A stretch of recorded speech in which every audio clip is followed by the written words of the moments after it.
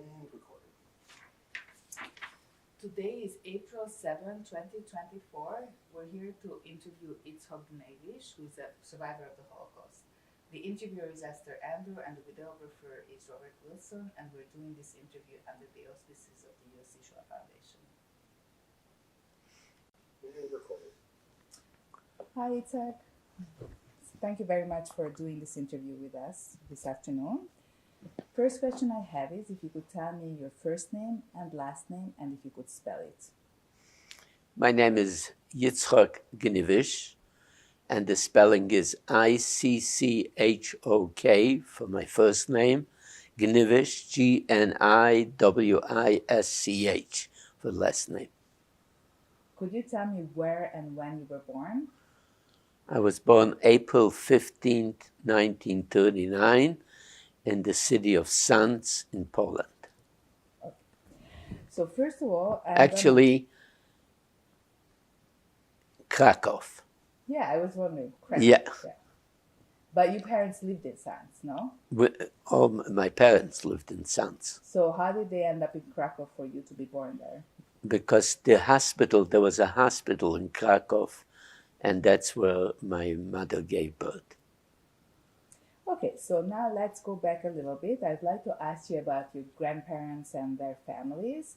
Let's start with your paternal grandparents. What was their names? Your father's parents.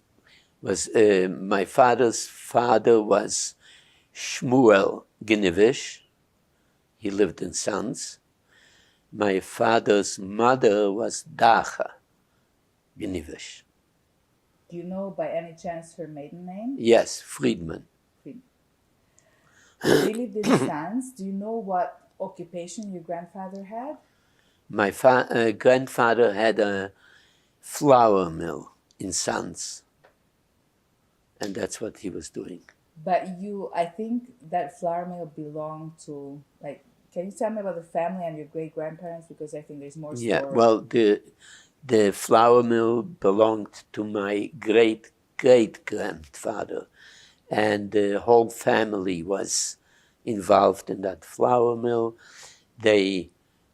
Some of them lived in Sanz, some of them lived in Gorlitz, in Mishle, in all the cities around Sanz. He had children or grandchildren that were involved in this flour mill. Now, the flour mill was, the farmers used to bring their produce to mill, but they didn't have any money to pay for the work. So my great-grandfather used to get paid with their produce. So let's say if they bought 100 bushels of wheat to process, they would give him a certain amount for the work that he was doing for them. And with this flour, he cannot use all this flour for himself. So he established places that he used to sell this flour to other people. And he had sort of distribution centers in all the small cities where the children and the grandchildren were involved in the business. So it was kind of like a wholesale business of flour, right? No, he was selling it retail. He was milling it and getting paid for his work, and then he used to mill the wheat or the barley, and he used to send it out to the different distribution centers that he had in the various cities. Sorry. Also, and resuming. What stream of how religious were your grandparents, your father's parents? Again, I didn't hear what you How questioned. religious were your father's parents? They were very, very religious. What were they Hasidic? Yes. Yeah. they So were what Hasidic. stream of Hasidism did they belong to? What rebbe? From the information that I have, I'm not sure because I don't know for sure, but the information that I have, they were Belzer Hasidim. But I'm not sure because I didn't get the information from my father or from anybody of his, or from my uncle. I only got the information from people that knew my grandparents. Did you hear any stories about your grandparents from people that knew them that you could recount? There was a lady in Australia that my son, when he went to visit his, he has a daughter in Australia, that lady knew my parents, she knew my grandparents. All she told my son was that they were very Khusheve people in Sanz. In other words, they were very prominent people in Sanz. But that's all she told him. Important people, right? Yeah. What? Khusheve. Important. They were important. People, yeah. How many children did they have? Your father's parents? My father had 4 brothers and 1 sister. Could you tell me their names and what happened to them, their fate?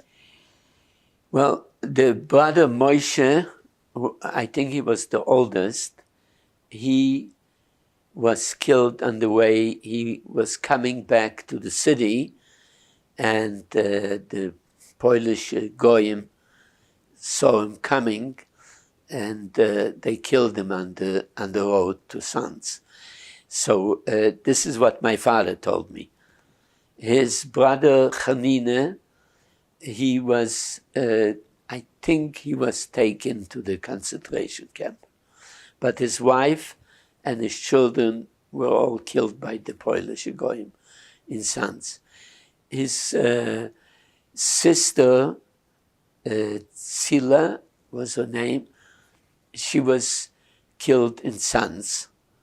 That's what my father got information when he went back after the war from some Goyim. And his brother Nusen was with us, he came with us to Russia.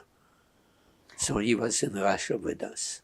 Do I remember well that Zila's husband was also with you? Yes, Yeah. and her husband, Leib Brandstoffer, he also came with us to Russia.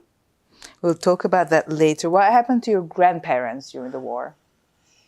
From what the information my father got was that the farmers, the Goyim in Sanz killed them. Let's move on to your mother's parents. What was their name? My mother's father was Aharon Shmuel. My mother's mother was Leah Their last name? Goldfarb. God. Where did they live?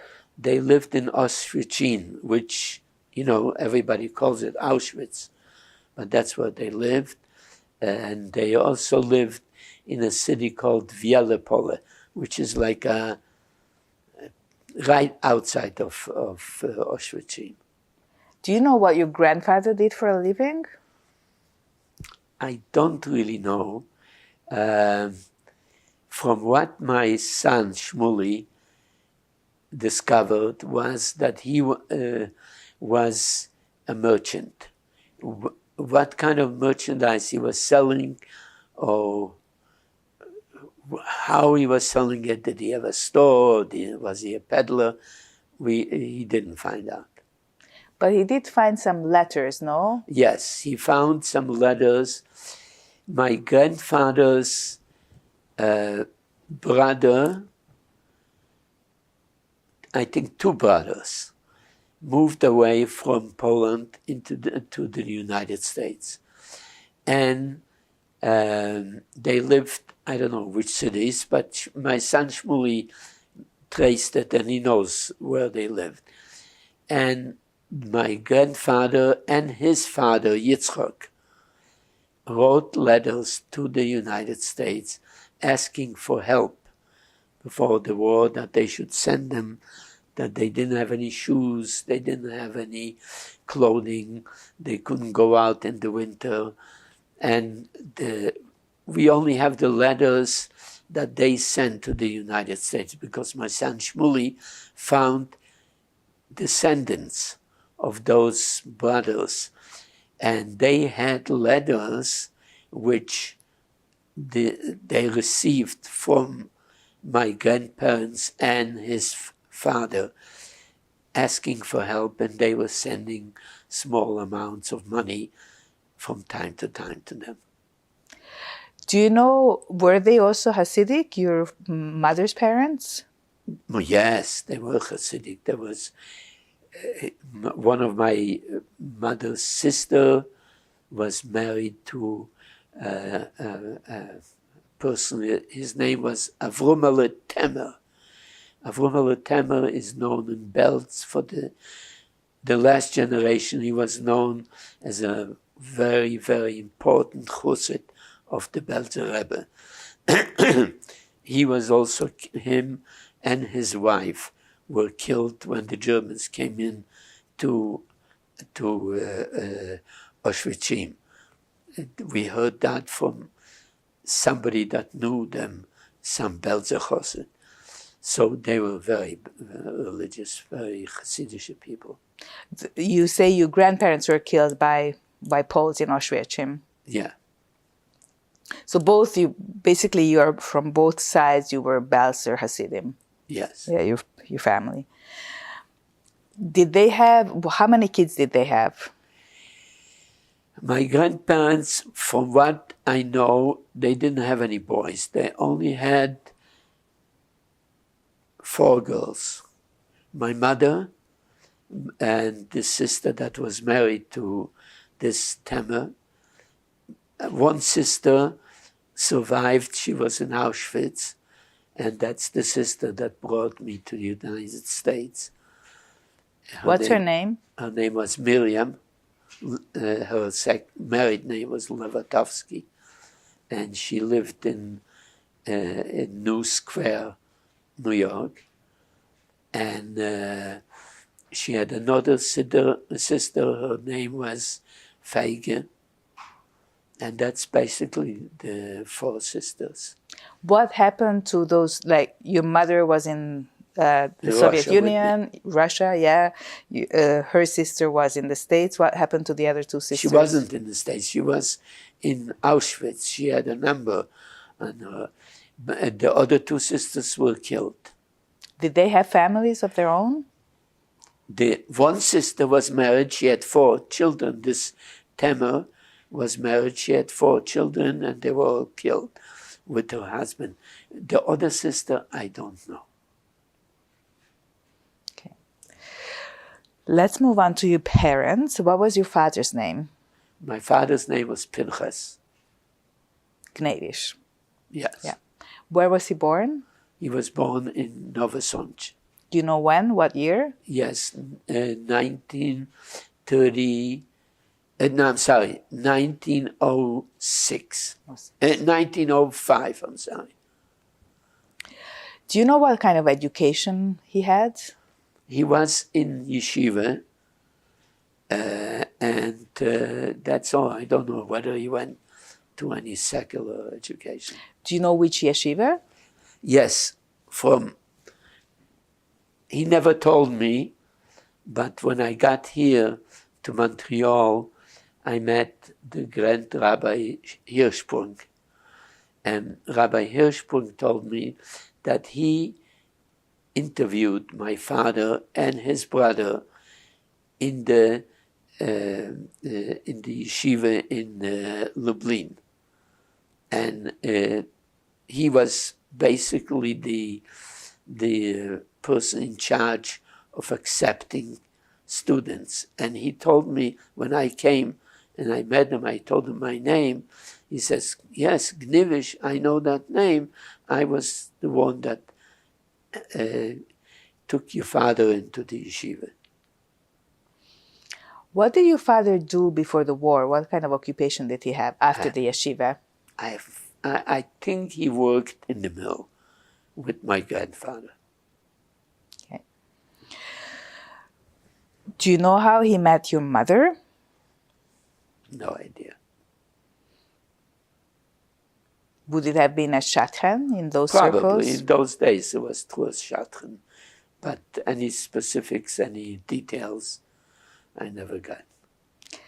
Let's move on to your mother. What was her name? Her name was Brindle, Brenda Last name? Goldfarb.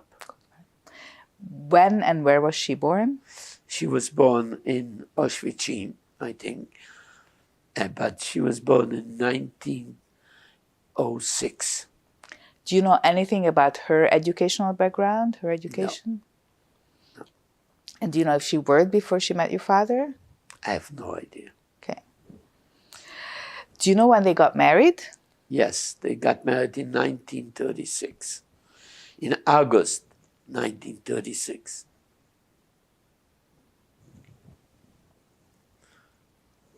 Go ahead.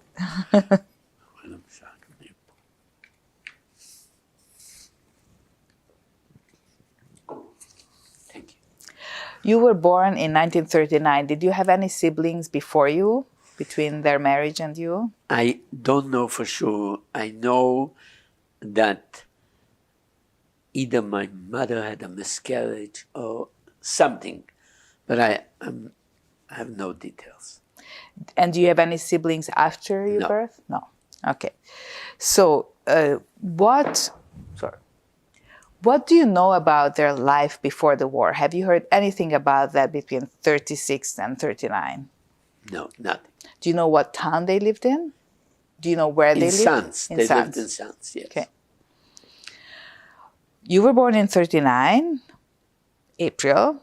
War starts in September. What happens to your family? Well, the war, from what the information that I got, Obviously. the war started and there was apparently a deal between the Germans and the Russians. The Russians needed people to work. They bought 100,000 Jews to bring them to Russia. And what they did was, that was the information that I was given, that they brought a train with cattle boxes, and they were rounding up people. Wherever they saw a man, they put him into there, and they were going around catching people. From what the information I got from my father, at one time, he never wanted to talk about this. But at one time, he said that he was caught, the first one from the family, he was caught, put in the train. When he didn't come home, his brother Newsom ran out of the house to find out what happened to my father. As he came out around looking for him, they caught him, they put him inside there. What happened was, when neither he came home or my father, my mother ran out with me in her hand to see what's going on. She didn't return because my father saw her from in the train. There was like between the planks, there was a space. He saw her, so he cried out to her. She saw he was inside there, so she ran towards the train. As she came close, they put her in with me inside. Everybody was looking for everybody. So then my grandmother went out to see what happened with my mother. She heard my mother was holding me in her hand. She heard me crying from inside the train. So she ran there and they threw her in. And then my uncle and his son, his son was a very strong boy, they went out to see if they can find anybody. So they threw him in. My uncle, Levatovsky, Brandstofer, and his son, Naftule, they threw them in, and that's how we all ended up in Russia. your uncle Leib, he had another son as well, right? Yes, he had a son who stayed with his mother, and he was killed. So you're all thrown into this cattle wagon, the Right. cattle car, and then what happens to all of you? And then what did you hear? apparently they took us to Russia. And my father said, it's a very interesting story, that when the train was going, the Germans were flying over and they were shooting at the train. And they were all squished into that. And there was one gentleman there who was, a very happy person, a joker, and he was wearing a hat. And one of the bullets hit his ear and it sliced off a little piece of his ear, and he was bleeding. So he took off his hat and he looks at his head. He says, "Akipure the euer Abis Hitler's guns," which means I forget about the ear that was hit. As long as my hat is still whole, it has no problem. So that's what my father always used to say, that this person, when they were traveling, it was cold and it was miserable in that train. He always had something to say when he brought up the spirit of the people. Did he tell anything about how you got food, where you slept in the wagon, No, how you got what out? happened was apparently what he said, and that was confirmed. There was a gentleman in Toronto that was together with my father in that. They dropped them off in a forest. And what their work was that they had to cut the trees, chop the trees off, and then cut them into pieces so they can use it for burning wood or whatever it is. So they stayed in that forest. There was a lot of people. My father said there was about 4,000 people in that forest.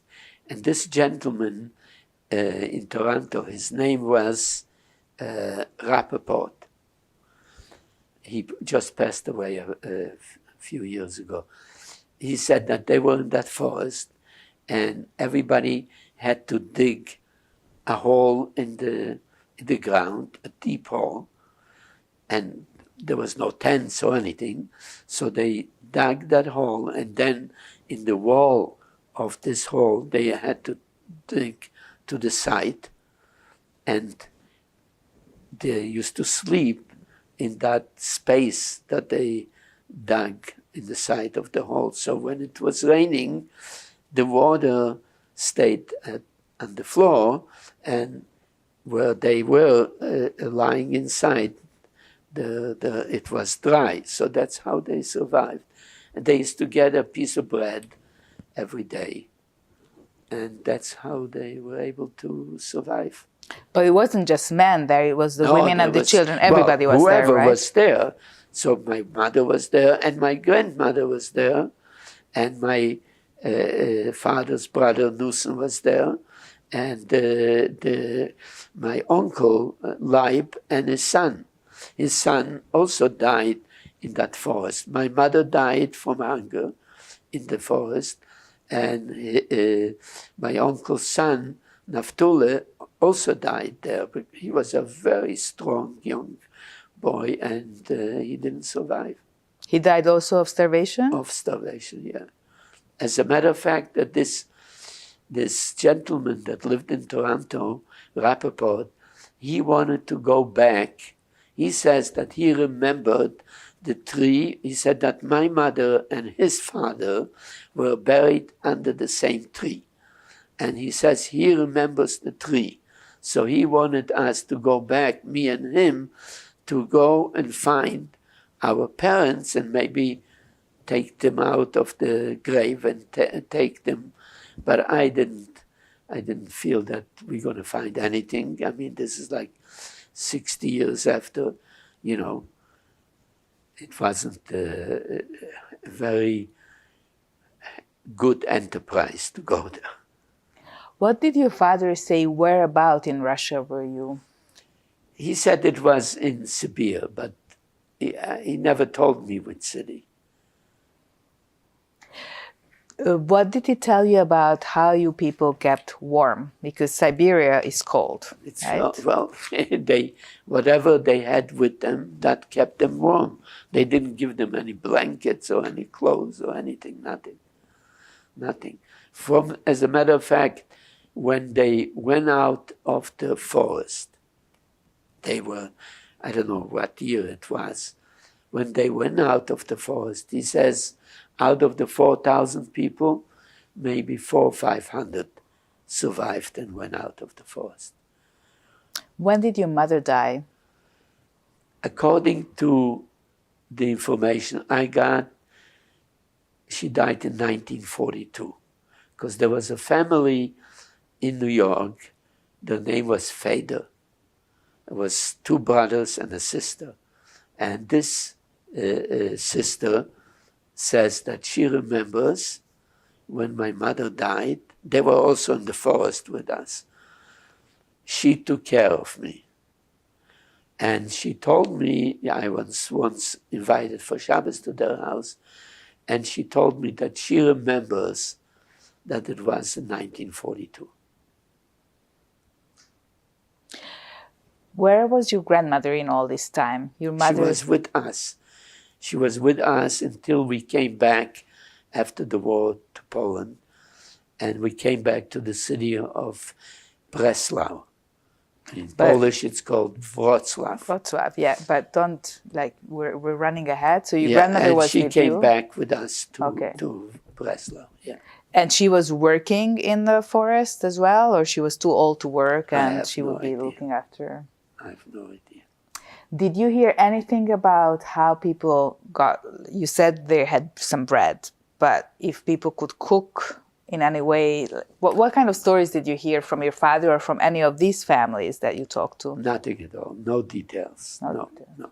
We just know, she told me, this lady in New York, that we got bread, every day a piece of bread, but even the Russians that were living there didn't have very much more, because it was very close to the front where the Russians were fighting with the Germans, and it was famine in the whole area. Who were the Russians that were with you? We had no Russians with us. It was only the people who were in charge of the people. And the 4,000 were Jews deported from Poland. Yeah, from Poland, yeah. You are talking about this Mr. Rappaport and the family in New York. How did you find these people, or how did you go after trying to find out more information? The Rappaports found out about, because when we got married, when I married my wife, this Rappaport was a relative to my wife's uncle. And when they came to the wedding and they found out the name, he came over. He said, "Look, I know who you are. I was with your father, with your mother, and in this forest." Yeah. And how about the family in New York? How in New York, again, the Feders, when I was learning in Yeshiva in New York, they used to come to the Chabad headquarters, to 770, to daven Shabbos. And when I arrived there in 1953, they came over, Shalom Aleichem, what's your name? And I said, what was my name? Oh, my sister's going to be so happy to hear that, and they invited me for Shabbos, and I met the sister that used to take care of me. What a coincidence. Yeah. After the forest, where did your family go? Because you didn't stay there the whole time. I have no idea, but I know that we went, this name my father mentioned was a city called Bodai Bo. And in that city, my father found a job, and my father's brother found a job, and they were working, and it was, more or less a regular place. I don't know what it looked like. I don't know, what the condition. I know that my father got a job as a watchman in a warehouse. I know that my uncle got a job as a bookkeeper for that warehouse. So that's the only thing I know. How about Leib? What did he do? Leib was also working in that warehouse. I don't know what he was doing. And where did you live? Where did your family live? I have no idea. Did you go to nursery school or I kindergarten went in that in town? that city. I went to in Russia it was called Детский Sad, which means probably Детский is children, Sad is school or whatever it is. So that I went to that place. This I know. Did you learn Russian? Like, did you speak Russian to the kids there? Sure, I spoke perfect Russian.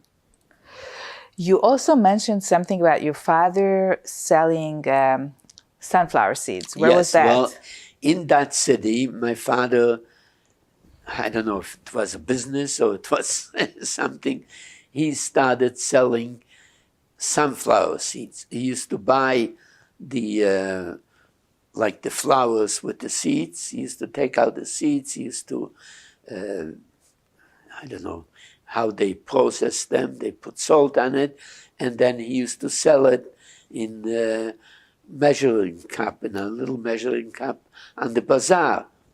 In Russia, if anybody did this business, he was called a speculant. A speculant was a very big,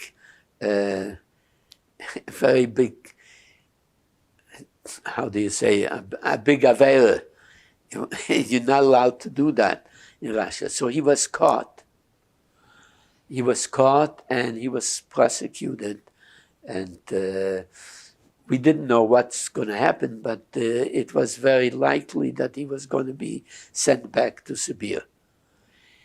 So my uncle, my father had a watch that he got as a present for his wedding. It was a Schaffhausen gold watch. So my uncle, my father's brother, got a connection to the prosecutor, and he went and he met him, and he gave him my father's watch. But my uncle was a very smart person. It was a pocket watch, and it had a chain.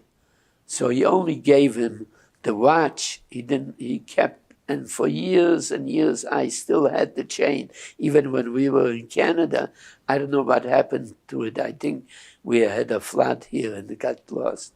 So he left the chain. Now, when he gave the watch to the prosecutor, he said that he only wants from him, he doesn't want him to release him, all he wants, he should be given a chance to come to where we lived, to see me, his son, before he's sent away.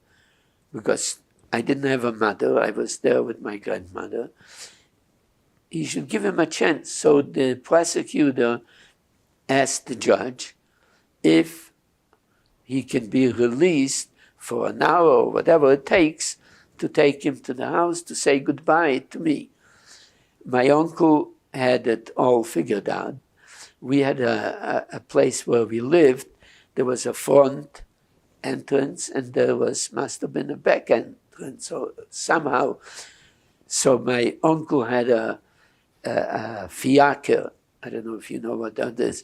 It's a person with a horse waiting in the back. My father came in to see me, but he didn't come to see me. He went right out in the back door. He got on the horse with this, and he disappeared. The people that were watching my father, that had brought him to the house, they were standing outside and waiting for him to come out after he's finished saying goodbye to me, but apparently he never came out.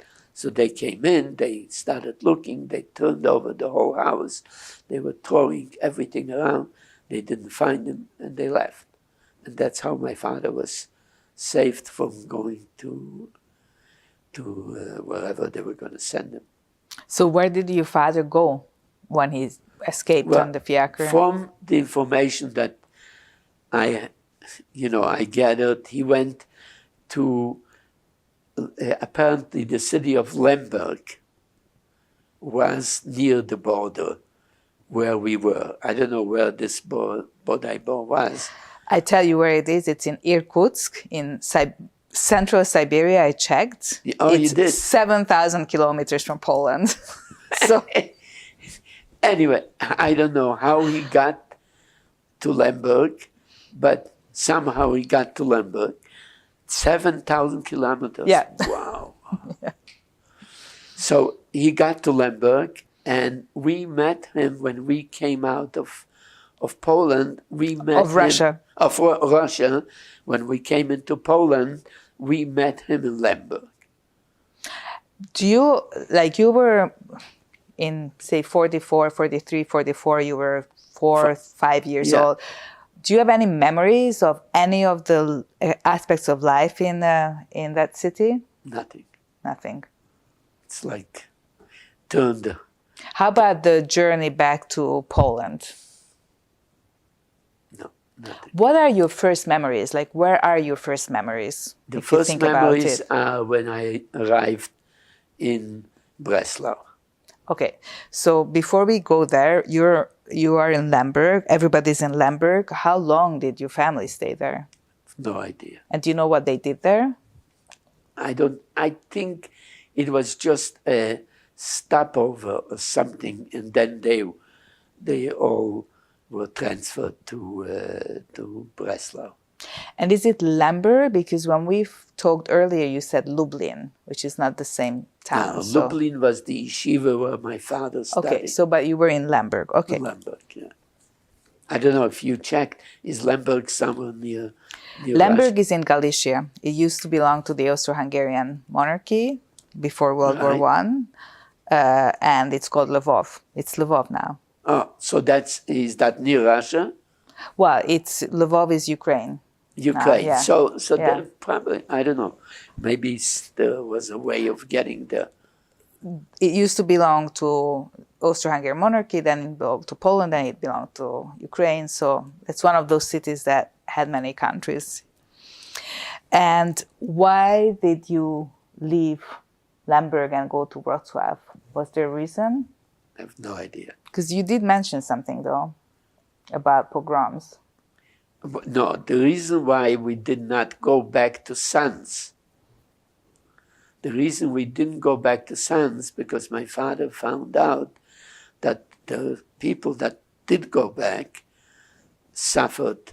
Either they hit them, the people that lived there, or some of them got killed. So we did not go back there. We instead went to Breslau.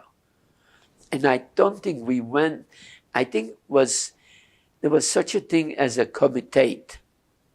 A comitate was like a committee of people that looked after the people that were coming, the Polish people that were coming back from Russia. Polish Jews. The Polish Jews, yeah. So that came back from Russia. And they sort of placed certain peoples in certain cities. And I think this is how we ended up in Breslau. Julia, you wanted to say something? Oh.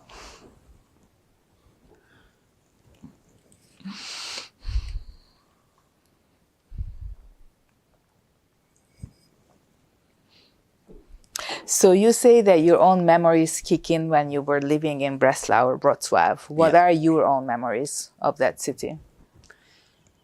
I remember we lived in a house it was like a complex. There was a front entrance, and then we lived in the back, and I think we lived on the 3rd floor.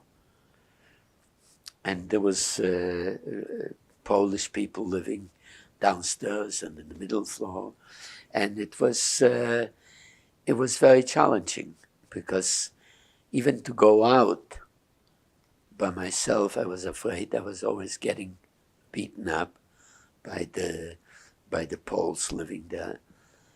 It was most of the time I spent in the house with my grandmother.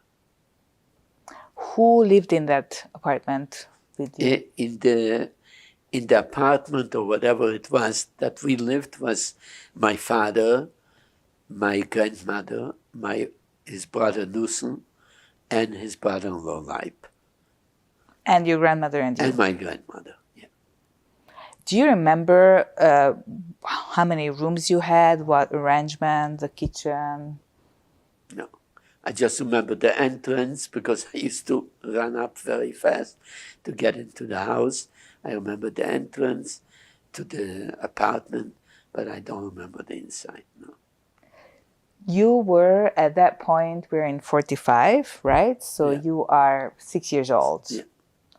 Do you go to school? No, How come? because we were afraid to go out. My father wouldn't send me to school. Did he engage anybody to teach you Yes, reading, writing? he engaged a lady, a Jewish lady who was speaking Polish, and she was apparently a teacher, and he paid her so she should teach me arithmetic and reading and writing Polish. And she did try, but she also had a little girl my age, and most of the time, instead of teaching me, we were playing, and I didn't learn very much. But, my father tried. Who in the family did the shopping, the cooking, the cleaning?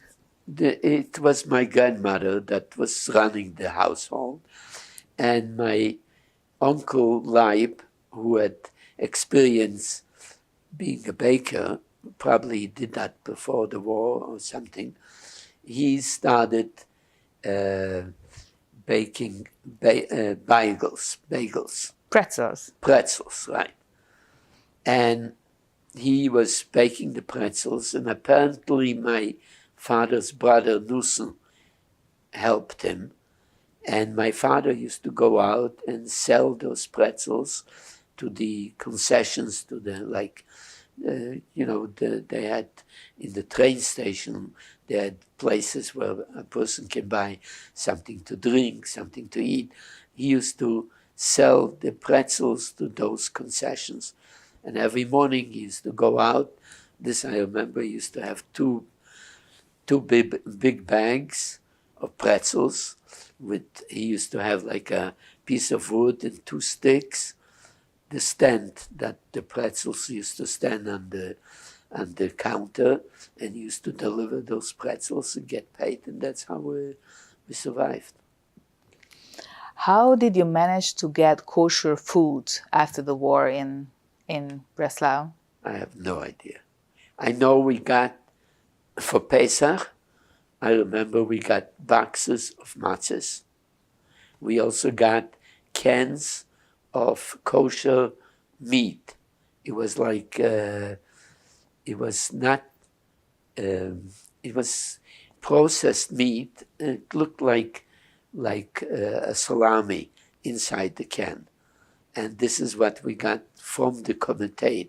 Again, they gave us a few boxes of matzahs, and they gave us a few of these cans. They gave to everybody, whoever was there in the city. I don't know where it came from. You mentioned a name. Joint It could be the distribution joint. committee. Yeah. But it was the Komitet which was distributing this. And this Komitet, they did wonderful things. They helped. Most of the people that came back to Breslau were people that were shattered. They had no strength or anything.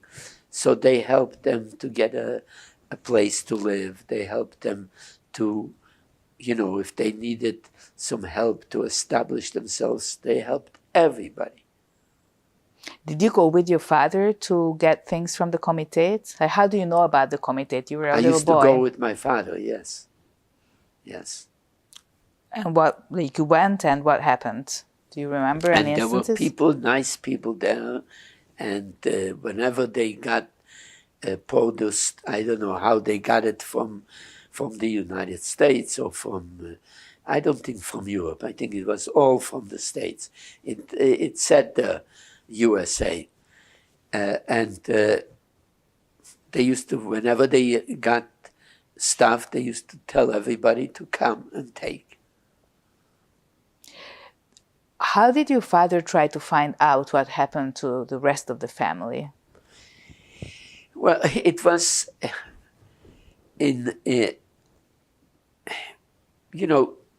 anybody that they saw, they asked, do you know if you saw this? Do you know if you saw that? Also, there was trains coming still from Russia, and there was trains coming from the concentration camps, the Jews that settled them, and trains that passed by Breslau.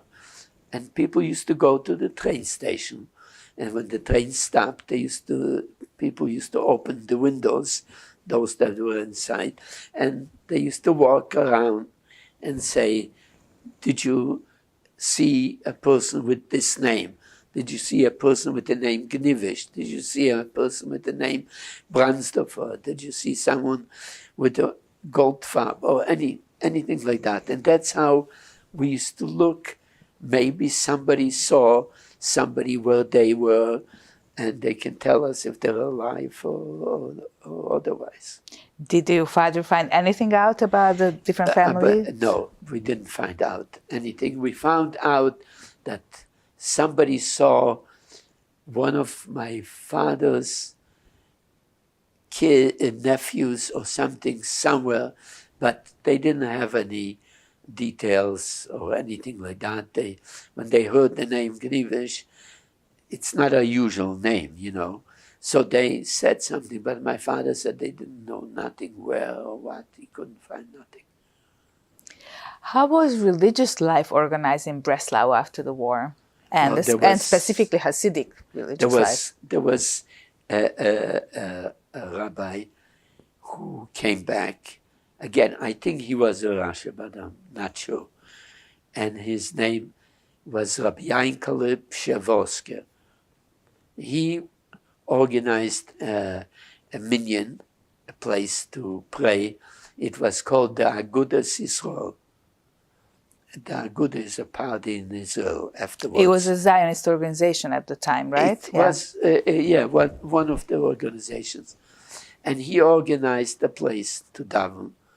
And that's where we used to go on Shabbos. We used to go to daven there.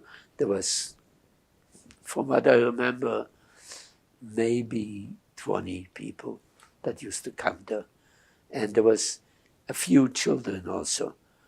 And that's how we kept together.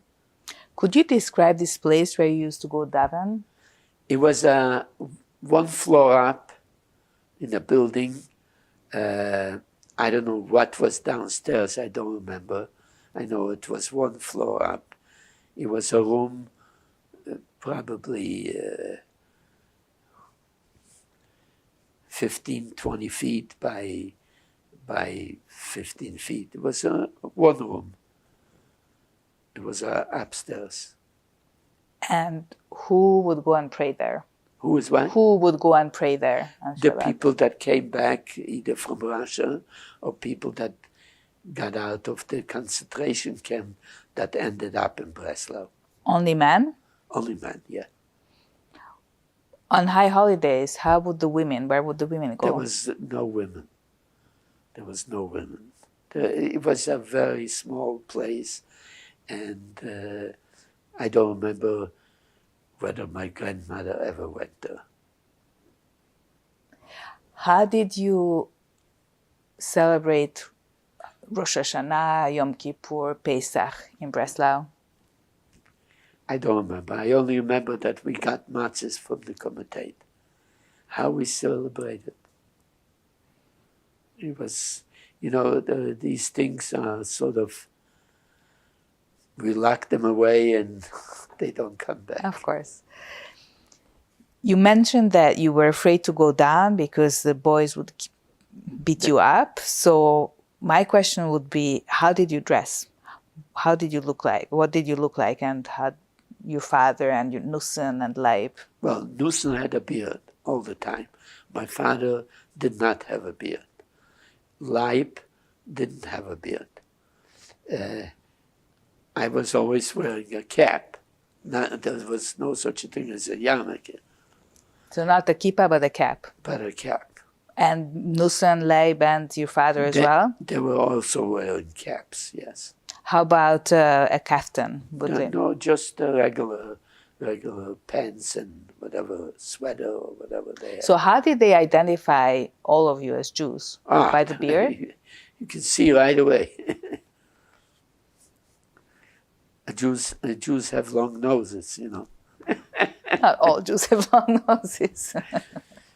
No, but they saw right away. I mean, the Jew always walked in the street like he was a stranger there. He didn't belong there, you know. So they saw right away who was a Jew, who was not Jew.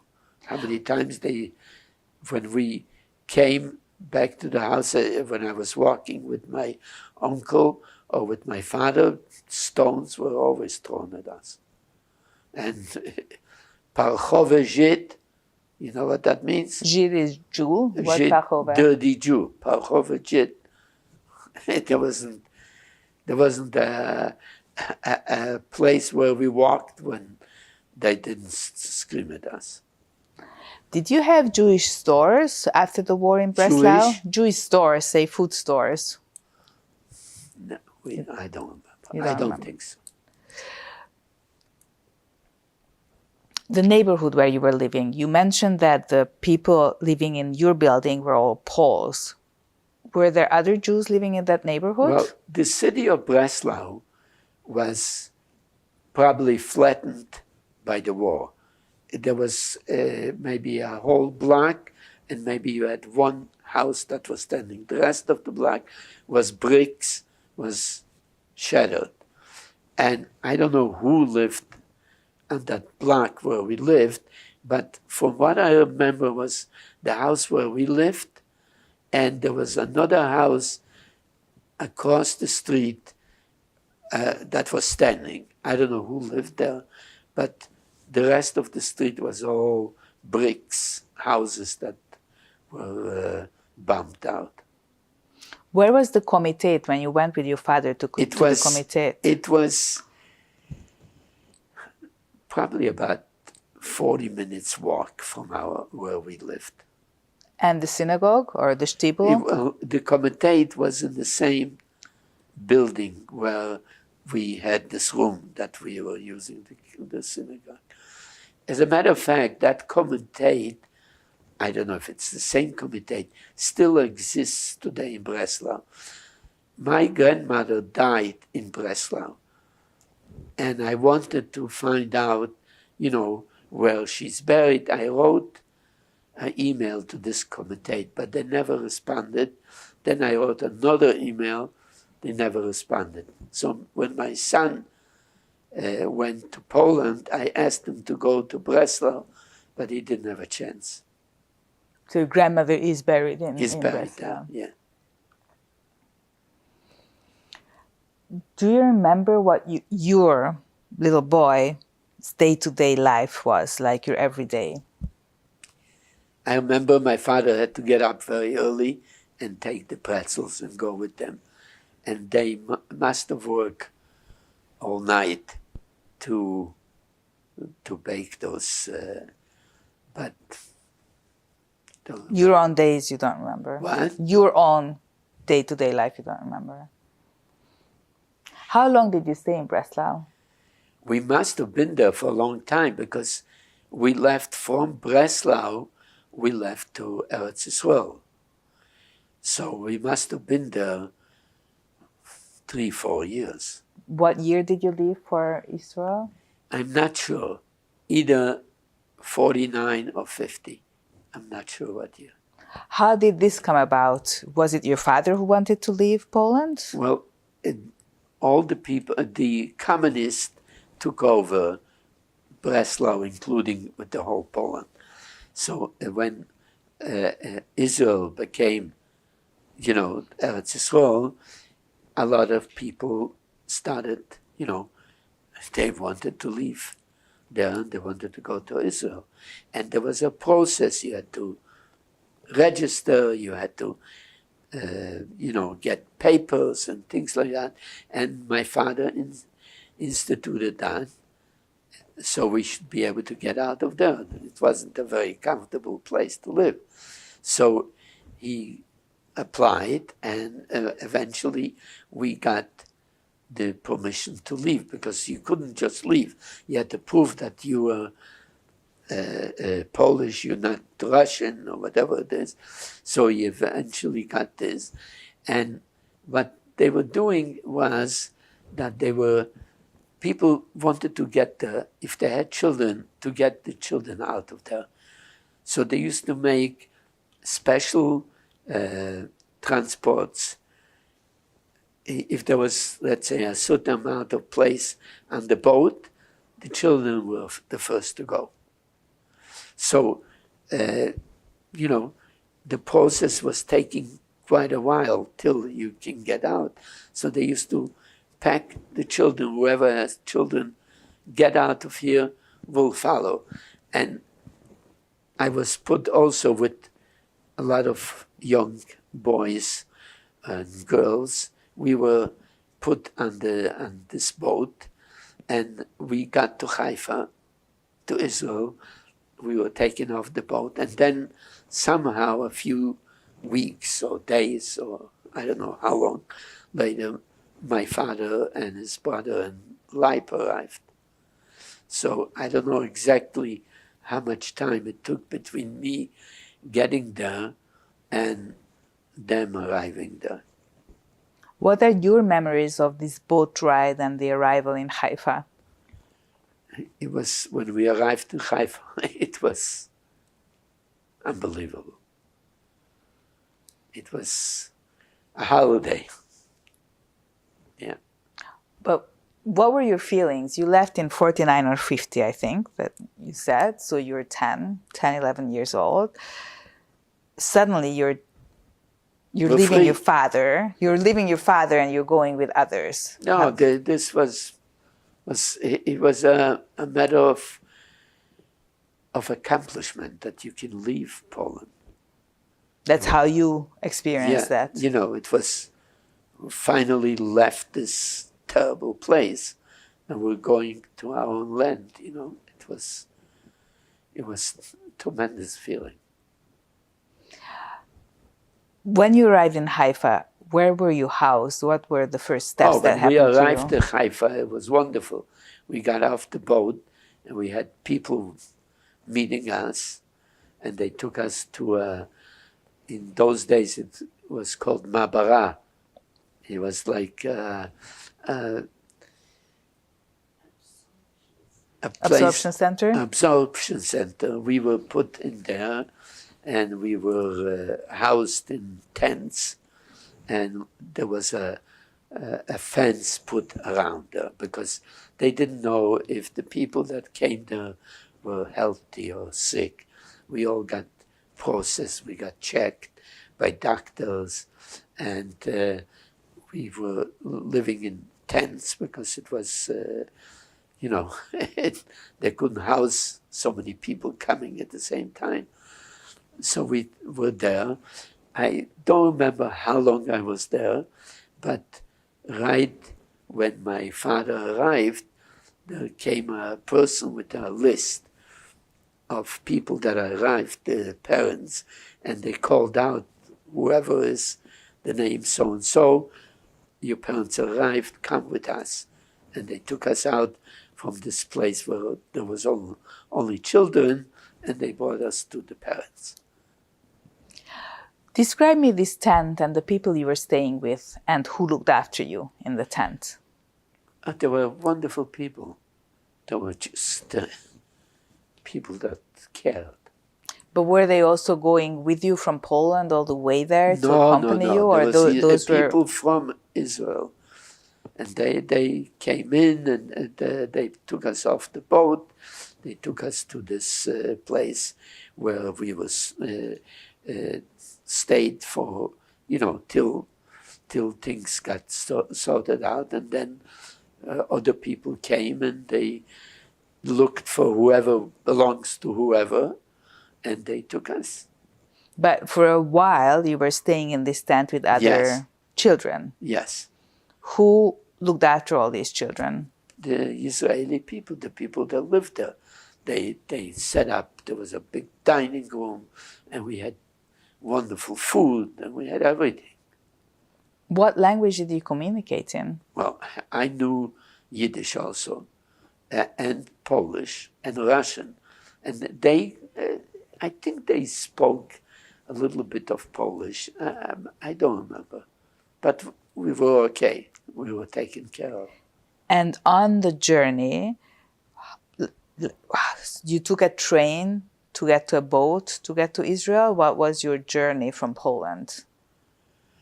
I think we went by train to another city. I don't think the boat was in Breslau. Well, it couldn't have been because you had to go to the Mediterranean. So I wonder what countries you went through. I don't remember. I know that we had to travel. I don't know how we traveled. I don't know. Who looked after you during your travels and on the boat? There was people there from the Comitatus again. They helped everything. Once you arrive, you're in the tent, you're looked after, your parent, like your father arrives with Leib and Nussen. What happens then? So I went to be with them, and then my father and Nussen and Leib, they all started looking for work. In Haifa? Well, they were looking everywhere. They had, each one of them had friends over here, over there. So they got contacts with their friends. And the first one that got a job was my father's brother, Nussen. He had a friend, his name was Menashe Shaket. He was a very big person in the Israeli army. And he got contact with him, and he got him a job as a watchman. There was an army camp, I think, between Tel Aviv and Petah Tikva. He got him a job to be watchman there. Then my father had a friend in Yerushalayim, and he got us, in other words, my father, my uncle Leib, and me, he got us transferred to Yerushalayim, to also Ma'abara absorption center. He says, you're going to be closer to me, I'll be able to find you something. So we were in a Ma'abara, it was called Givat Shaul Bet. It was in Givat Shaul, and we were in that Ma'abara.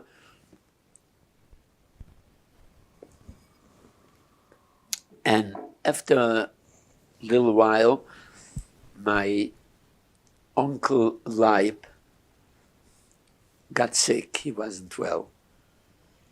And he, also a friend of ours, got him transferred to an old age home somewhere, I'm not sure which city.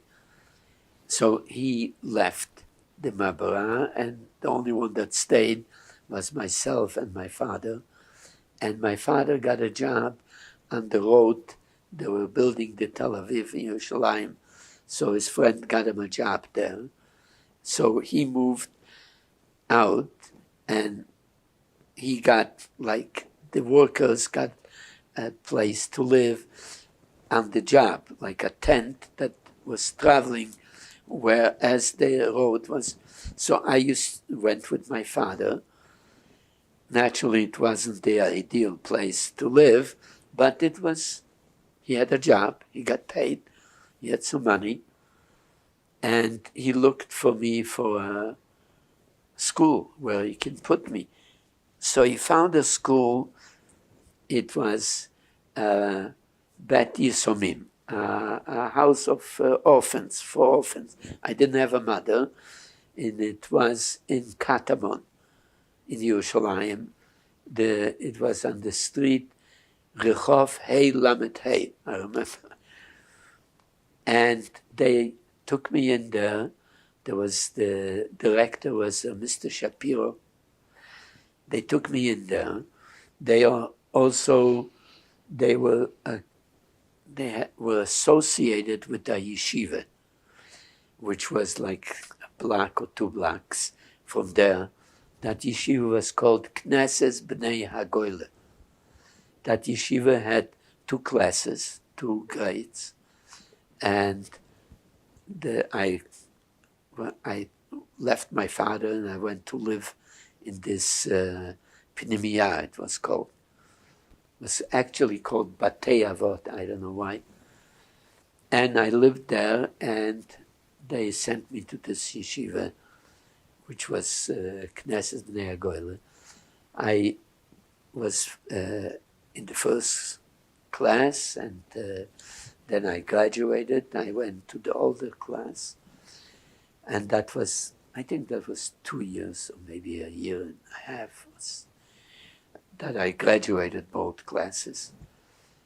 And but the yeshiva did not have any more a grade that I can go to. So my father started looking where he can place me, because he couldn't keep me with him in that tent. So he had to find a yeshiva that had a pnimiyah, which means a dormitory.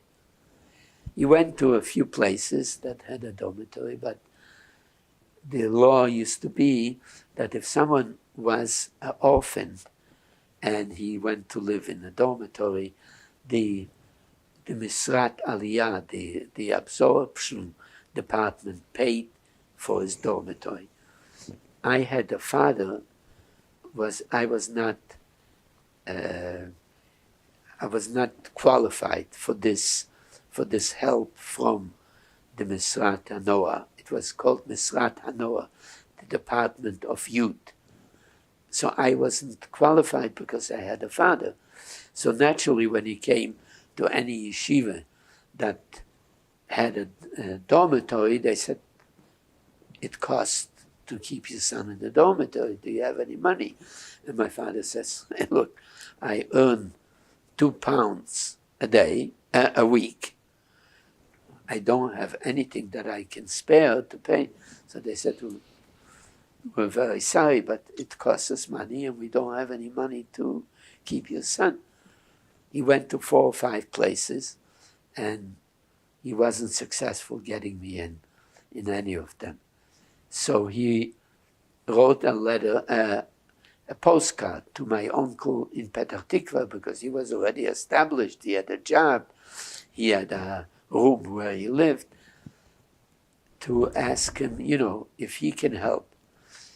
He had a friend who was the menahel of a school near Petah Tikva. It's called I don't remember. Oh, my wife. Ein Ganim. Ir Ganim or something. Anyway, he got in touch with this friend, and the guy said, look, for you, I'm going to take him in. So he wrote us a postcard that, look, I found a place where they're going to take in your son. Come for Shabbos to Petah Tikva. You're going to stay with us. And on Sunday, I'll take you to this place. And the person who was in charge promised he's going to accept him. We were very happy. We came to Petah Tikva for Shabbos, and Friday night we were ready to go to shul, and Hashem helped. Rain was coming down, terrible, terrible. So my uncle says, the shul where I daven was the Sanzer shul. It's quite far, it's about 20 minutes walk. We'll daven at home, because if we're going to go to shul, we're going to get very wet. So my father says, okay, but Friday, daven at home without a minyan, how can you do that? You don't have a shul closer Let's go to any shul, whatever it is.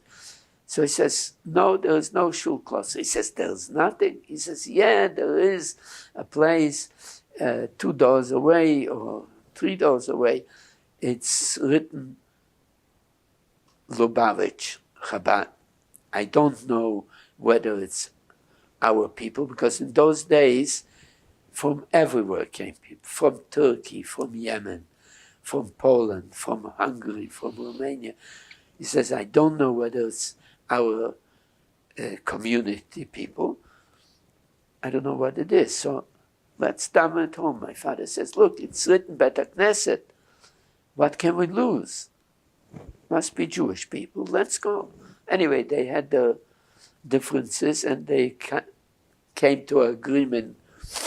He took my father's advice and we got out of the house. It was raining terrible. We ran into this place, this Chabad place, this Lubavitch place, and we opened the door and a person comes over to the door. He greets us. He says, come on in, welcome, welcome. And it was a Chabad Chassid who was the same like us, the same community and the same.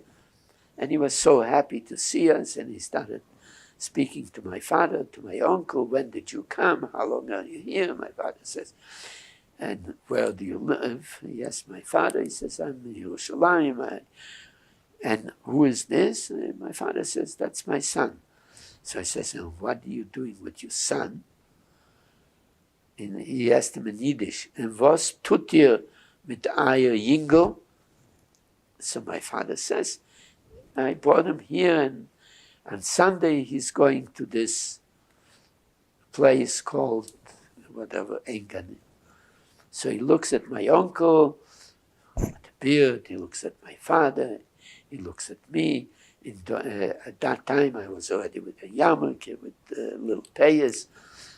He looks at us, he says, that place, a very nice place, he says, it's beautiful facility, but it's not for you.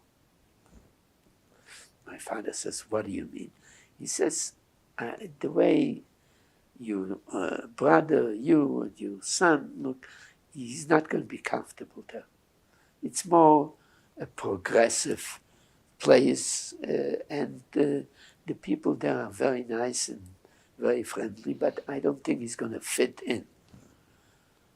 So my father says, look, this is the end of the road for me. I went to so many places. They didn't want to take me in because I have no money. It's the end of the road. I have nowhere else to go. So he says, look, we have a yeshiva in Lut. It's not far from here. I promise you, you take him there, they'll accept him. My uncle looks at my father like saying, he's promising. Who is he to promise? Anyway, my father says, thank you very much. And we went inside, we davened, and he comes over, he says, look, tomorrow night, after Shabbos, come over, I'll give you a note to the yeshiva, and I promise you, they're going to take him in. So we went home, and on the way, the discussion is starting between my uncle, my father. My uncle says, are you kidding? You're going to go? Here, I have it all arranged for you. This guy, you never saw him before. You see him by the door, and he's promising you, he's going to give you a note, and they're going to take you in. If you're not going to come Sunday, he says, he's expecting us. We're going to lose this, and you're going to be nowhere. Anyway, they go back and forth. We go home, we have our Friday night meal, and Shabbos morning, the rain stopped, we go to my uncle's shul, to the sons of shul, and comes Shabbos afternoon, it's time to go to Daven Mincha. My father says, let's go back to this Lubavitch place. My uncle says, what for? He says, the guy, he said, he's going to give me, after Shabbos, going to give me a note. Anyway, difference of opinions, my father won again. So we go there, we come to the Mincha, Shalashudis, they were so happy to see us again. After Shabbos finished, we daven Ma'ariv, and he says, come with me.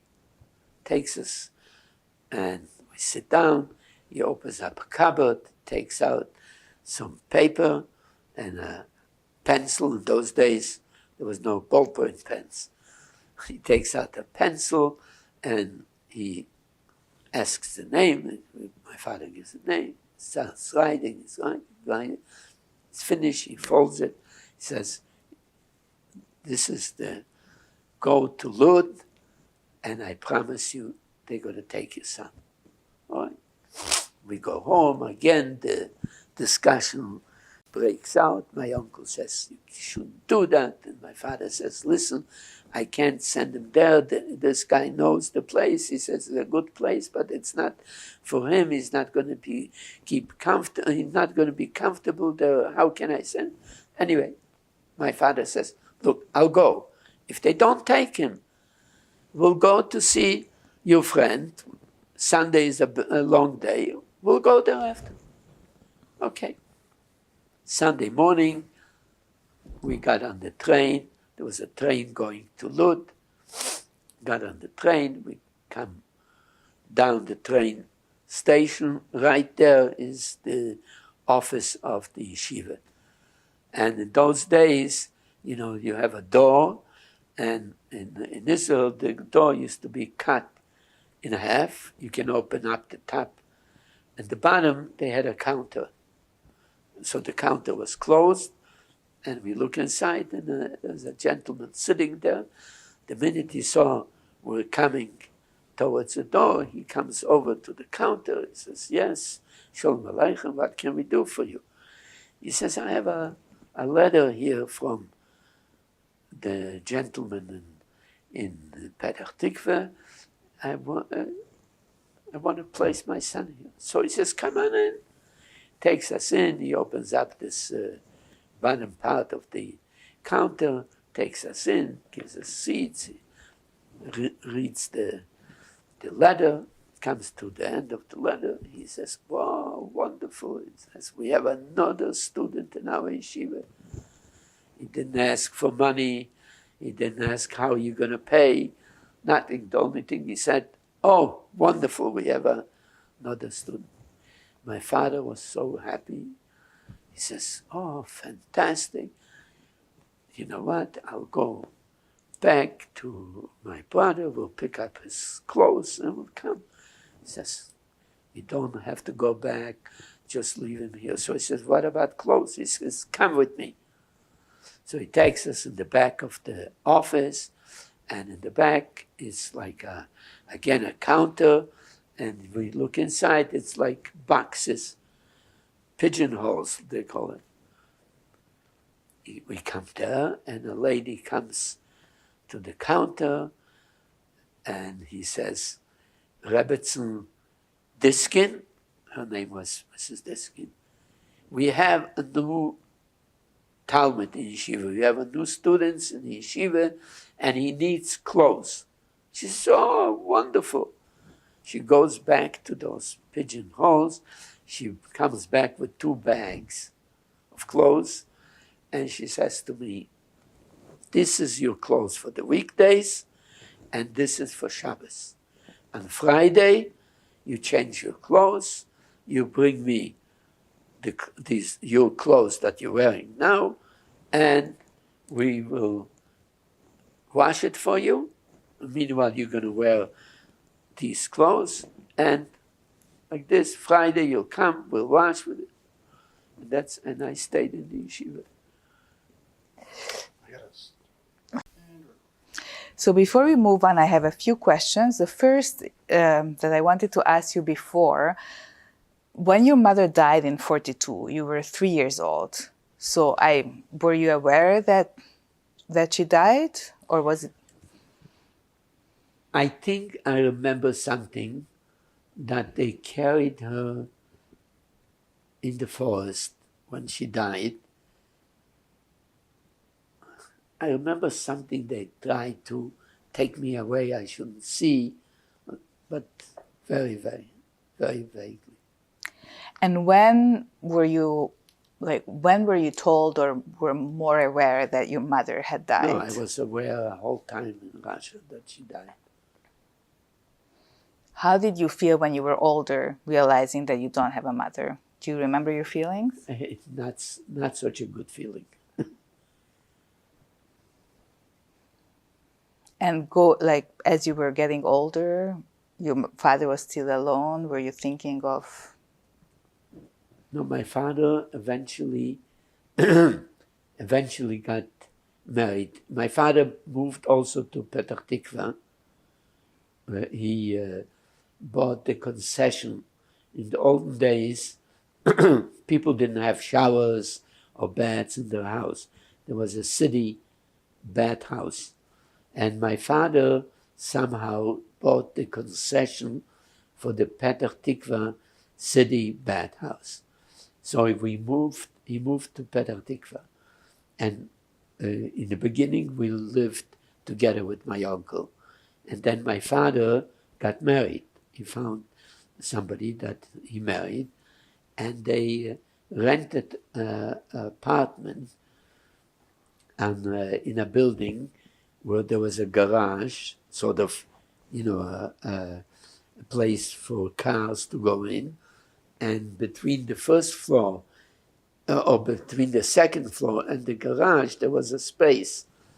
And my father rented that space, and it wasn't a very high space. Every time he walked in, he had to go like this. You could sit in there, but standing for my father was a big problem. So he rented that space, and he lived in Petah Tikva for quite a few years afterwards.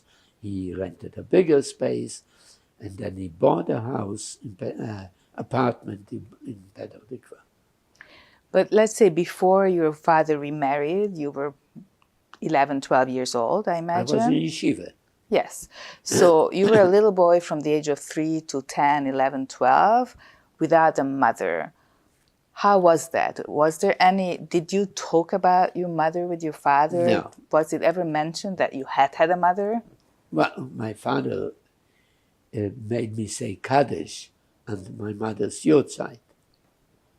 I knew that I had a mother, and he talked about, that she died, but he didn't tell me very much about her. Who taught you Kaddish? There is a story about that. This rabbi taught me to say Kaddish. Where? Still in Poland, I said Kaddish already. Did you have any religious education in Poland, in Breslau? No, nothing. So the first time you had religious education he taught me also Aleph Beis, together with his daughter. He had a daughter that she couldn't talk and she didn't hear. Her name was Rochel. And he taught me and her Aleph Beis. That's what I remember. So when you got to Israel, you already knew the alphabet? The Aleph Beis, but I couldn't read. So my father put me into a cheder, for young kids. And I was there, I think, for 4 weeks or 5 weeks. It was right in the back of the market in Yerushalayim. In the back of Machne Yehuda, it was called Eitz Chaim. I was there for a few weeks, and I was in a class with little kids, like probably 4-year-olds and 5-year-olds, and they taught me how to read in that place, yes. How did you learn Hebrew? Not Ivrit, so not Hebrew of the Bible, but Ivrit. Well, from, playing with other kids. And if you think back of the beginning of your life in Israel, what was the most difficult part of that new life for you? I had no difficulty. The only difficulty I had is when my father remarried. it was difficult because I couldn't go to his house unless he was there. His wife was a wonderful lady to him, but somehow I think she had a son, and she lost her son in the war. And she was sort of very unfriendly to me because my father had a son and she lost her son and she lost her husband. It was a rough thing to be with my father, but otherwise everything was wonderful. Where was she from originally? Romania. And did they have kids together? No. Children together? No. So you are in the yeshiva, in the Lubavitcher yeshiva in Lud. Yes. How long? How long are you there? I was there till 1953. Now, what was happening in Israel was, again, people were looking for relatives. And there was a newspaper there called Ma'arif. And in the United States, there was a newspaper called the Morgen Journal. So what they had an exchange between them, that they had a column in Israel for people from the United States that are looking for relatives in Israel. And they, in the Morgen Journal, they had a column for people in Israel looking for relatives in the United States. My father happened to put a name that he was looking for. He heard from someone that my aunt was in the concentration camp, my mother's sister. So he put that he's looking for Goldfarb. And they published it in the United States. And they published my father's name. Gnivish is looking for Goldfarb. The column was called Kroivim Gesicht, which means relatives were looking for relatives. So she saw that my father is looking for Goldfarb.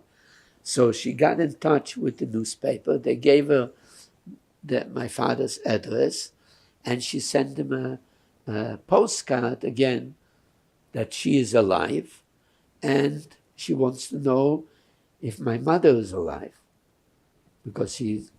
So he wrote her back that my father, that he's alive and I'm alive with him, and my mother died. So she wrote to him, he's probably having a rough time taking care of me.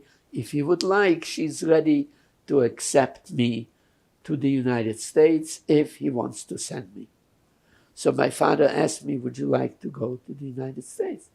Sure, who doesn't want to go to the United States? So I said yes. So my father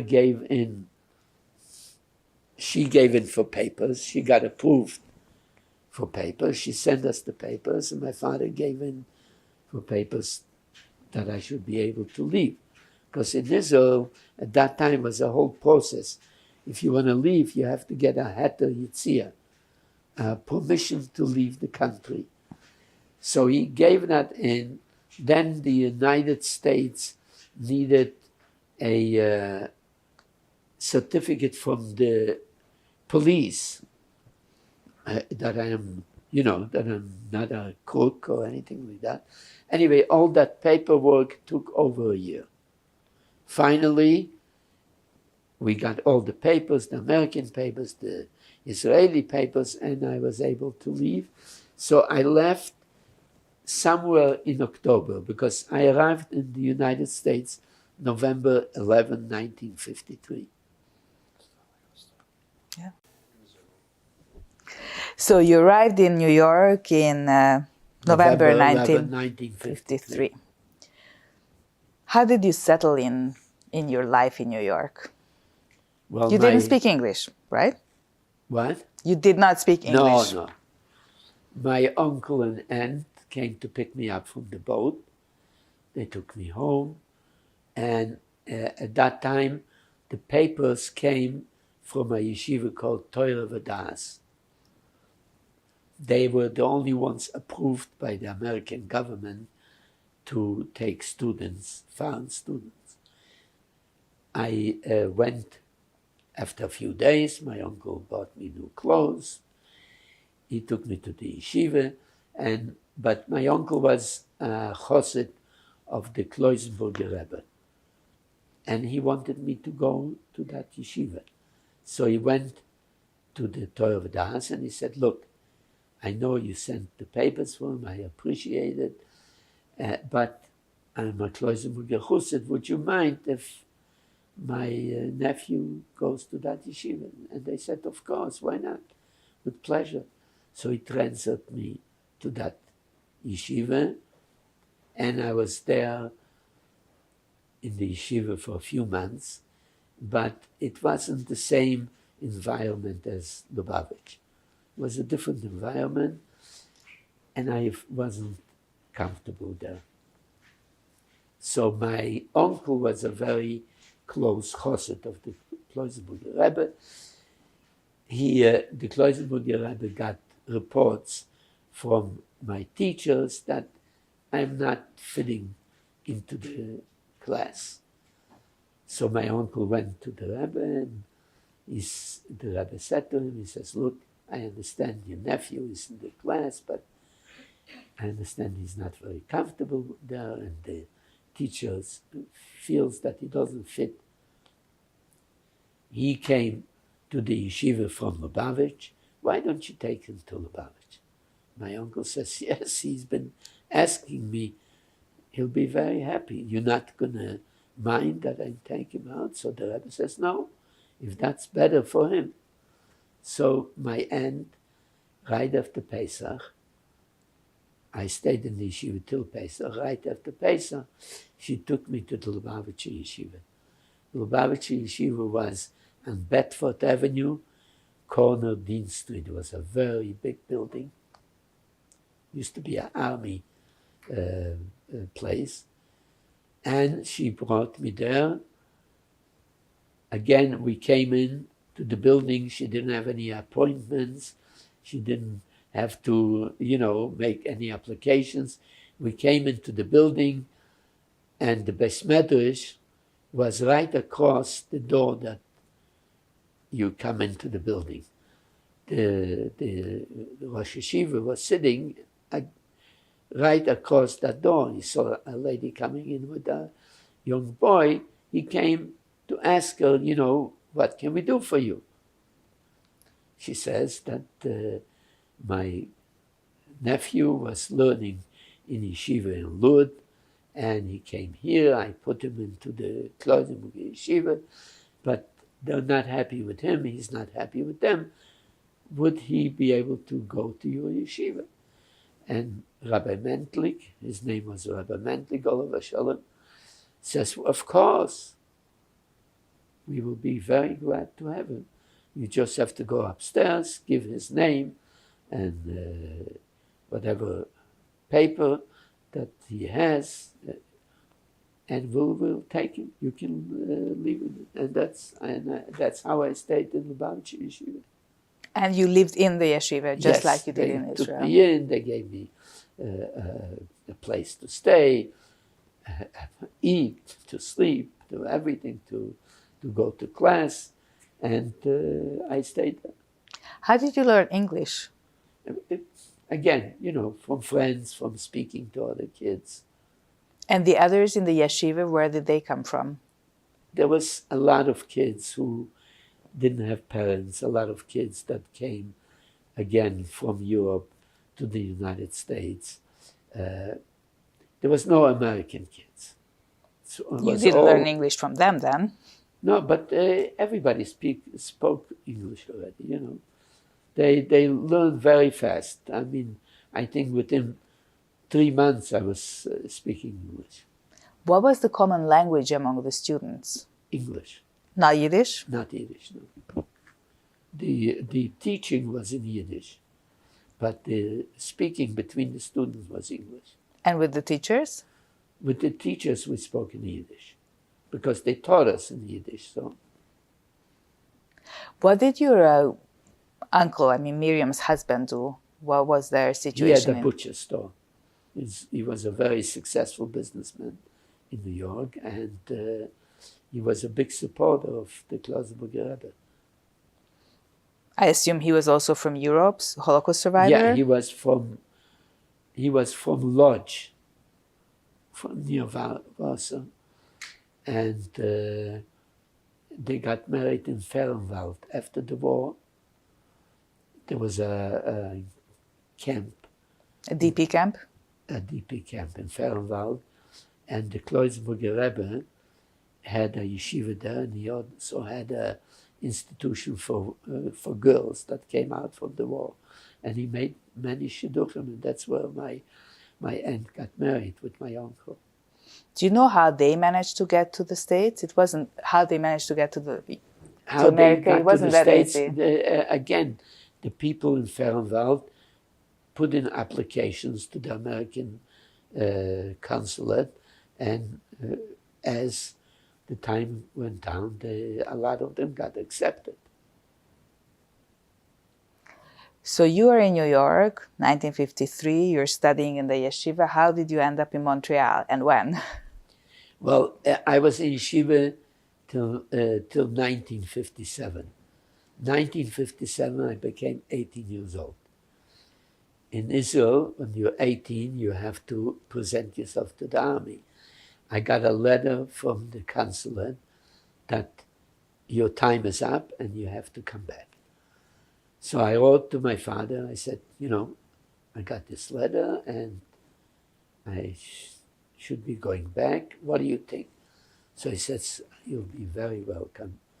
You come back, although I cannot keep you in my house because, we have this problem. Your uncle is going to be able to keep you. I'll get you a place where to stay.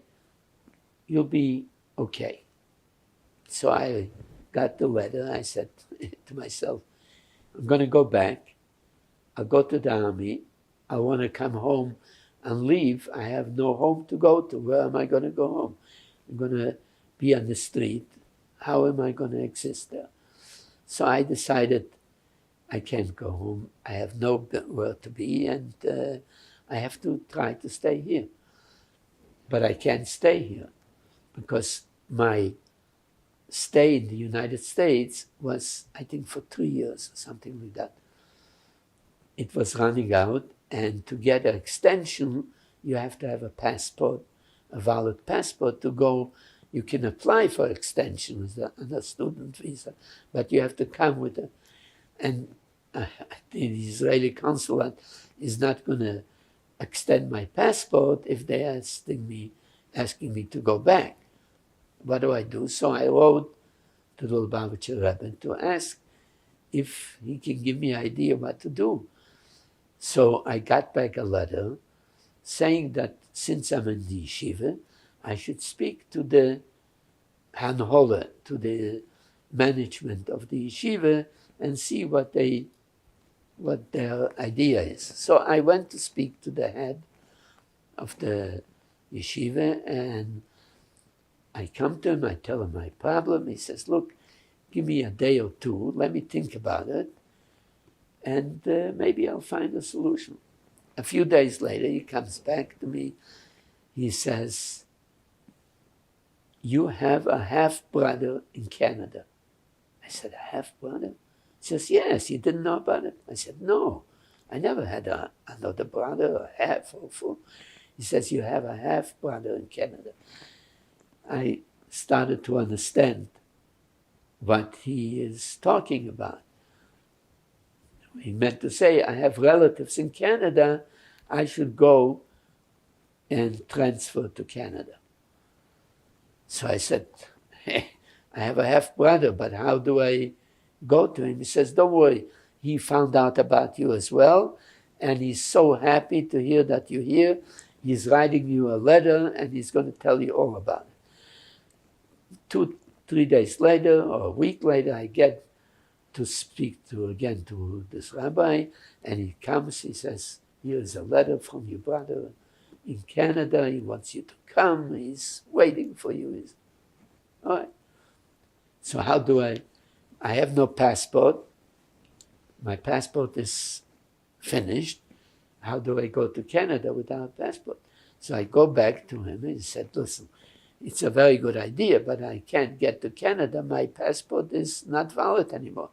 He says, look, you asked me what to do. I told you what to do.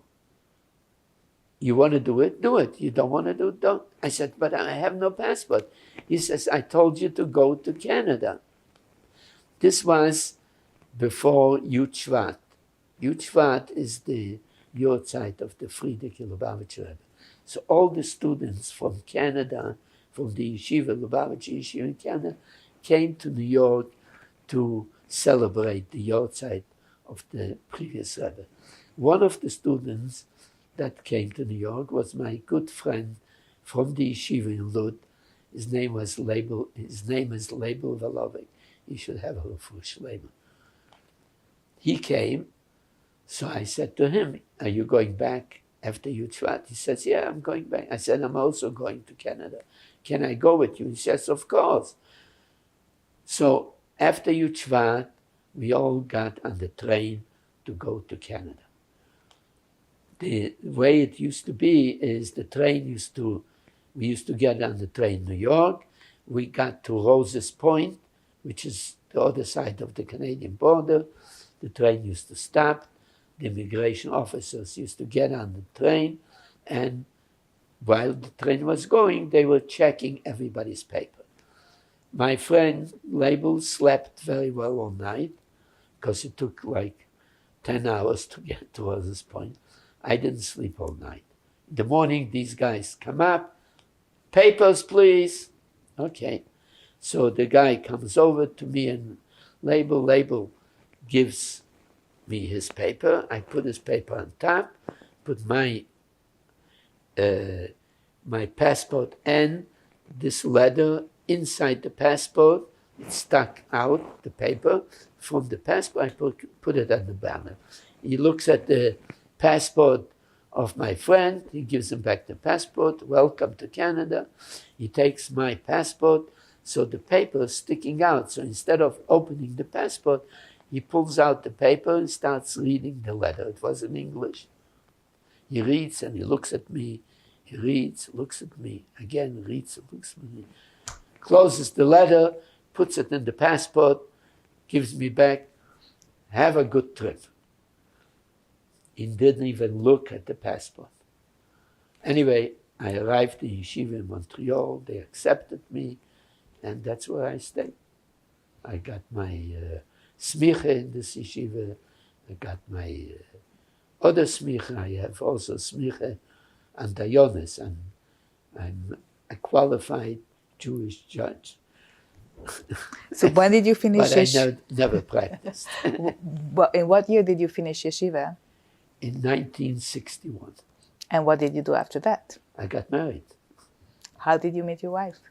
My wife was, I was in yeshiva, and one of my friends came to Montreal after he got married. He came to Koilel to learn here, and we studied together. And his wife was teaching in the Chabad school, the girls' school. The Beth Rivka? Bet Rivka.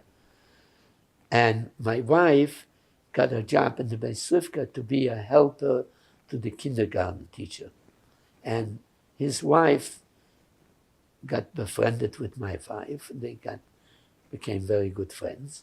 So one day when she came home, she said to her husband, you know, your friend Yitzchak that comes up, maybe it would be a good shidduch for this young girl that's teaching with me. So he said, all right, bring her up. So they invited her for supper. He invited me for supper, and that's how we met. That was the shidduch. You got married in 61? In 61, yeah. Where did you settle? I guess you lived in the yeshiva until then, right? I was in the dormitory in yeshiva, but before we got married, we rented an efficiency, which was like a apartment, a room in an apartment that had three rooms, and they used to rent out rooms. There was one bathroom for everybody, but we rented a room so we can live after we got married. Where was that? The On first Park Avenue, Park. right across of the yeshiva. Where did you go to synagogue after your marriage? What community did you belong to? Chabad. The same, Lubavitch. but you went back to the same synagogue. Right. What did you work once you married out of the yeshiva? My wife had a uncle, her mother's sister's husband, who used to sell printing, like New Year cards. In those days, people used to send New Year cards and so on. So I needed to make a few dollars. So he said to me, I'm going to get you also a book. It used to be a book with samples. You can choose which kind of a card you want. And you write down the person's name, and then you give it to the printer that owned the book, and he used to print the name and used to send out. So he gave me a book, and I started going to people to sell them New Year cards. So I sold New Year cards until a few days before Rosh Hashanah. After we got married about 19 days before Rosh Hashanah. I started selling a week already before, and I sold until right before Rosh Hashanah. I sold New Year cards and made some money. And then Rosh Hashanah comes, it's after New Year's. What are you going to do? So I went to this person that gave us the book, and I said, listen, his name was Arnold. I said, Arnold, what do I do now? He says, look, start selling business cards, envelopes, letterheads. This is, go to businesses. And so that's what I did. I took a book for business cards, letterheads, and envelopes, and I started selling that. And that's how I started in the printing business. How did you, what kind of businesses did you sell business cards for? Where did you get your clients? Oh, I went door to door. Wherever there was a business, I went inside and I said, do you need business cards? So some people needed, some people didn't need, but I developed a clientele, and I think I was able to sell a little bit cheaper than anybody else. How come? Because I was happy with making less. Were your clients Jewish clients, non-Jewish clients, English, French? Mostly Jewish clients. I also got a few non-Jewish clients, but it was mostly Jewish businesses. Would they give you from one business to the next, go there, I know that person? People recommended me. Also the family, my wife's uncles were very nice. They had friends in business. They called up. They said, look, I have a nephew who's selling business cards, who's selling envelopes. Give him a chance. That's how I worked myself in. How long were you doing that before you started your own business? Well, I think I was doing that for about a year, or maybe a little bit more. And then there was a printer right on Park Avenue near Fairmount. I went into him. The name was Phoenix Printing. And I said, look, I have a lot of business. The people that I give my business to, he can't handle it anymore. He doesn't deliver on time. Would you be interested to do my work? And he says, of course. So he started doing my work, and my clientele got bigger and bigger, and I got more business. And it came to a point where he couldn't handle it anymore. He had his own business, and with my business he got too busy, and I was not able to deliver on time. So I had to do something. So I decided, I saw the machinery that he had. So I said to him, I said, look, I'm going to open my own. Would you give me ideas, you know, what machine I need? What? He said, of course. They were wonderful people. His name was Mr. Rosenberg, very fine man. And he said, this is what you need. This is what you should buy. buy. What am I going to buy it with?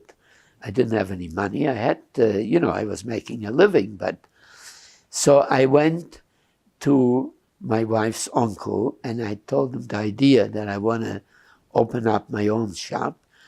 He says, it's a good idea. Where are you going to get money? I said, that's why I came to you. He said, well, you know what? I think you're going to do well. I'm going to speak to my bank manager. You'll go to him and maybe he'll give you a loan. How much do you need? So I figured out for the two machines, $35,000. So he says, you're going to come to him. He's going to ask you for a statement. You have to show how much business you're doing now and how good you're doing. So I said, okay. So I went to, happened to be a relative of ours, accountant, and I said, Herschel, can you make me a statement? So he says, bring me all your invoices, this, what you did. He puts together a statement. I looked at the statement. I said, Herschel, on this statement, if I would be the banker, I wouldn't give myself 5 cents. You got to move around the numbers a little bit. Anyway, he moved the number here and there. I look at it. Oh, now it looks a little bit better. So I went to the bank. Mr. Treitel, her uncle, made me an appointment with the bank manager. I come in. Hello, who are you? My name is so-so. I'm Mr. Treitel's nephew. Yes, come and sit down. I said, I'm opening up a printing shop and I need a loan to buy the machinery. He says, you have a statement? I says, of course. So I take out my statement and he sits back and he has the glasses on his nose and he looks at the statement, he looks at me, he says, creative accounting.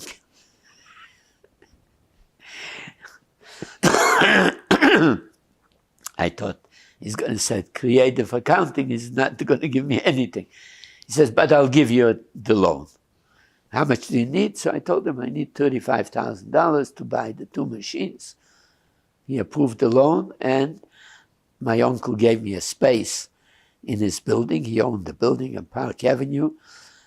And I opened up my printing shop. But I couldn't handle being inside and outside, so I took in my father-in-law. He should be the inside man, and I made him my partner. And we worked the printing shop. And your father-in-law was doing the printing inside? No. My father-in-law used to be a furrier. He gave up his furrier business. My mother-in-law started running it.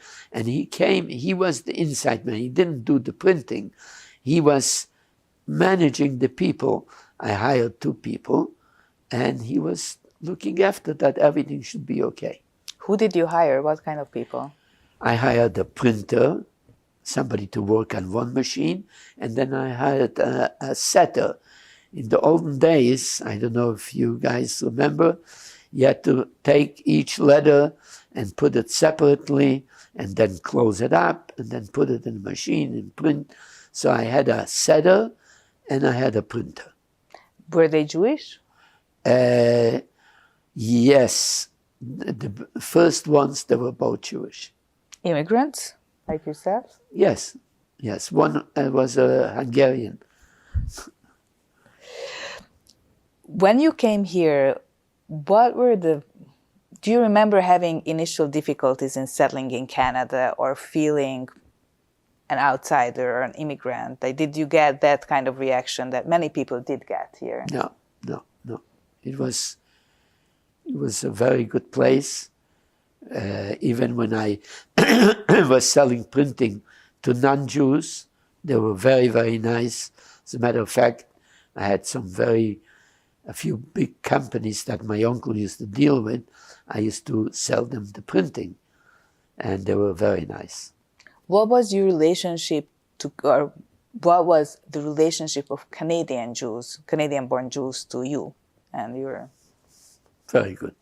There was, as a matter of fact, there was the Jayas was an esplanade.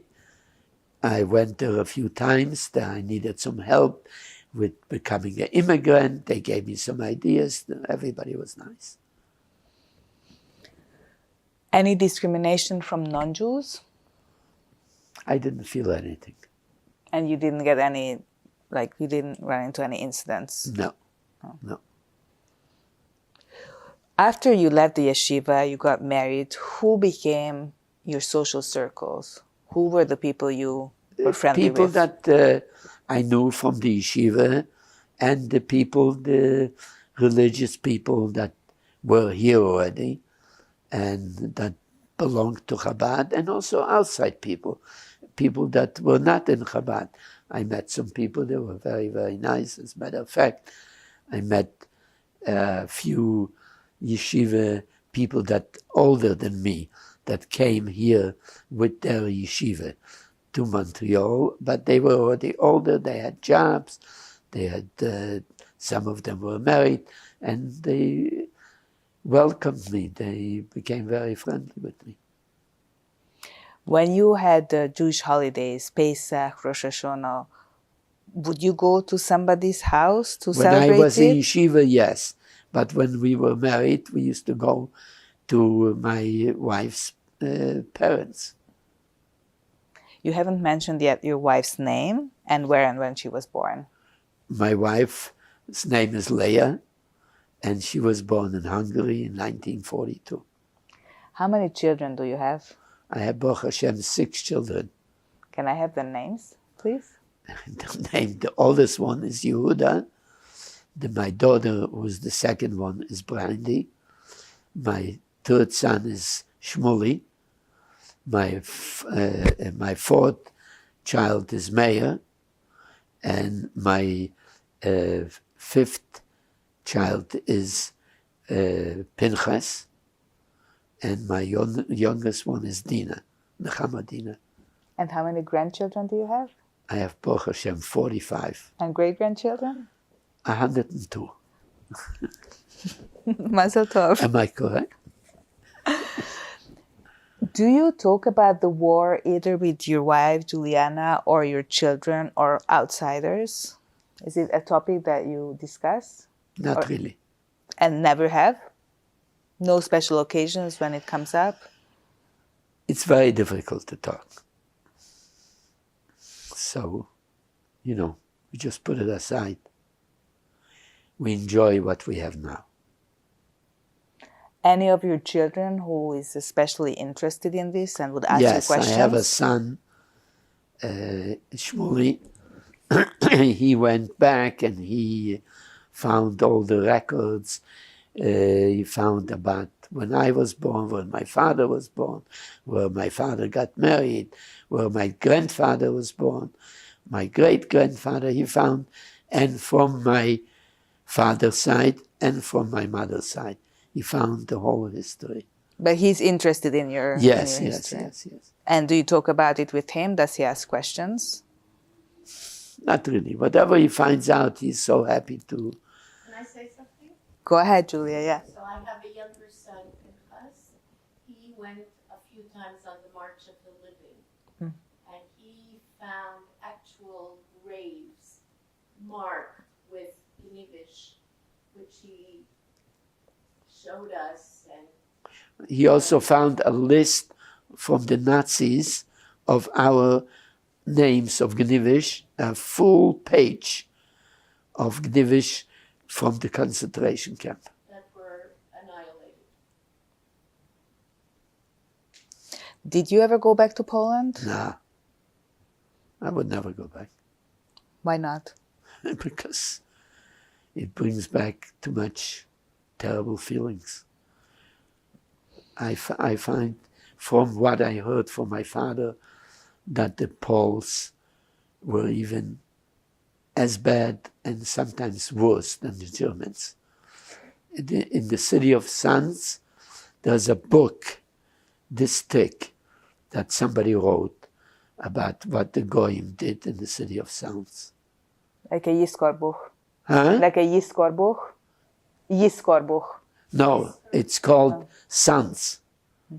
It's I think they have it in the library, in the Jewish library here. How do you feel that the Holocaust affected your life? What happened to you, to your family, to your mother? Well, In what listen, ways did it affect your life? how did it affect my life? It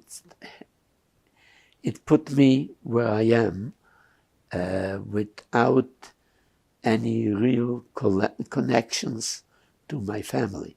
Because my father said that in Sanz and in Mission, in Bochne, all these little cities around Sanz, my great-great-grandfather had 400 family members, Gnivishes, and also different names that got married into the family.